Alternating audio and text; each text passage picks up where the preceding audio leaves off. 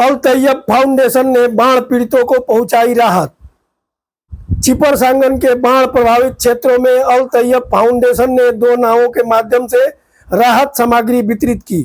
अध्यक्ष अलहाज सिराजुल इस्लाम माजर भुइया के नेतृत्व में टीम ने बड़े बकरी हावर में सैकड़ों परिवारों को चिवड़ा, बिस्कुट, पीने का पानी और दवाएं प्रदान की।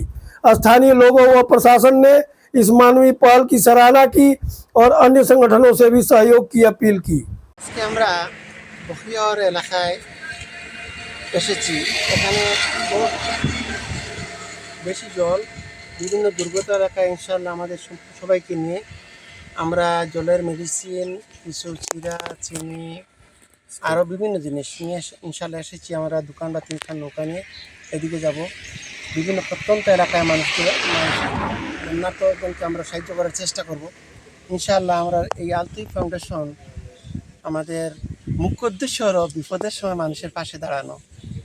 কাজেই এই মিশন আমাদের চালু থাকবে। আর অন্যান্য যারা সংগঠন রয়েছেন তাদের কর্ম দেখে আমরা অত্যন্ত আনন্দিত এবং বিশেষ করে আমরা সরকারি প্রশাসন ব্যবস্থাকে আরও সক্রিয়ভাবে মানুষকে সাহায্য করার জন্য আমরা আহ্বান জানাচ্ছি।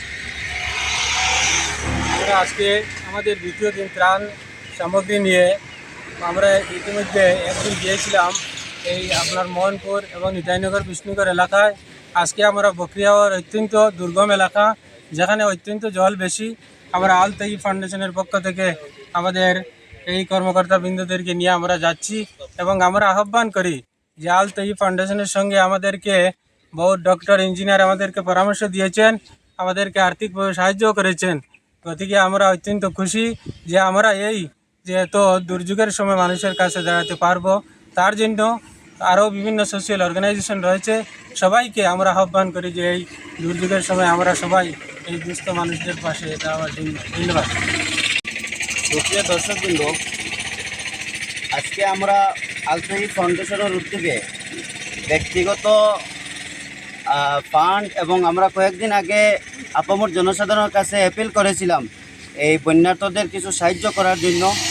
তো তাদের সাহায্য এবং আমাদের ফাউন্ডেশনের কর্মকর্তাদের ব্যক্তিগত ডোনেশন মিলিয়ে আজকে আমরা দ্বিতীয় দিনের মতো এই বকরিয়াওয়ার এলাকায় আমরা ত্রাণ সামগ্রী বিতরণ করতে যাচ্ছি। তো আপনাদের আমানত যেটা আমাদের কাছে দিয়েছিলেন আমরা ইনশাআল্লাহ এই দুর্গত মানুষের কাছে আমরা পৌঁছে দিব।